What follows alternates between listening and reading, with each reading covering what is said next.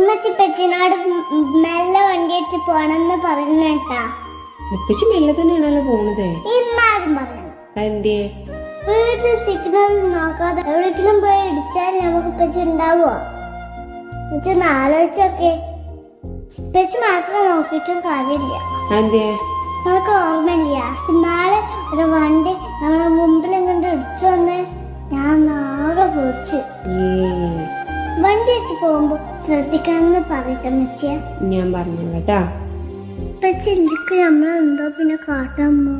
പച്ചില്ലേക്ക് നമുക്ക് ആകെ സങ്കടമല്ല. ഞാൻ പറഞ്ഞോളൂ അപ്പച്ചനോട് ട്ടാ. നമ്മക്കേ അപ്പച്ചനോട് മെല്ലെ പോവാൻ പറയാ. അതേപോലെ അപ്പച്ചി പോകുമ്പോള് അമ്മച്ചിന്റെ കുട്ടി പ്രാർത്ഥിക്കുകയും ചെയ്യണം കേട്ടാ. അപ്പച്ചിക്കൊന്നും പറ്റല്ലേന്ന് സങ്കടം വേണ്ട കേട്ടാ.